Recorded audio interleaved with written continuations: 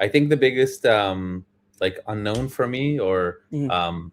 what I'm still not really clear on, is your plan or your path to bring the liquidity that you need. And as you said, liquidity is probably the biggest problem with options, especially if you want it to be, even if you start just with like the very, very few blue chip tokens, but definitely if you want it to be for any token, Mhm. um, liquidity is a huge, huge, huge problem. And I'm curious if you already started these conversations with market makers, or with institutions that are now, for example, using perps in order to do hedge positions. Like, where are you in your journey when it comes to bringing liquidity or bootstrapping liquidity?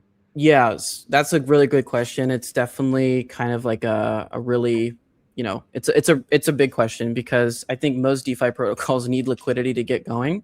The good news is that I've been in talks with Superteam USA. There's been former A16Z employees that have been helping me connect with different VCs and venture capitalists and angel investors, excuse me, to help bootstrap some of that initial liquidity needed. But I think the best way to really acquire that sort of liquidity is by having competitive rates for lenders, right? I think a lot of people are looking for these sort of high yield opportunities. We've seen a couple here on today's stream kind of talking about automating some of that, or creating baskets. And I think we can definitely make this integratable as well. So we can connect to, let's say, Jupiter Bar or JupLend or Kamino, or, the list goes on. Really want to make this accessible where we can just use their liquidity that's kind of sitting there and expose them to that. So there's many ways to go about it, but yes, I've been speaking to a couple of market makers and initial liquidity. Aren't you worried that like rehypothecating these like creates like additional layers of risk that you maybe don't want to build your liquidity on?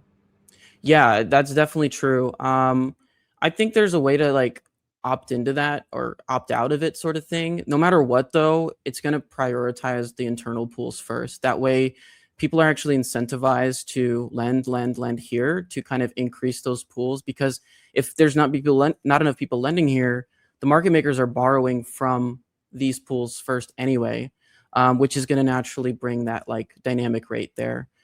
For market makers especially, though, the interest rate is fixed.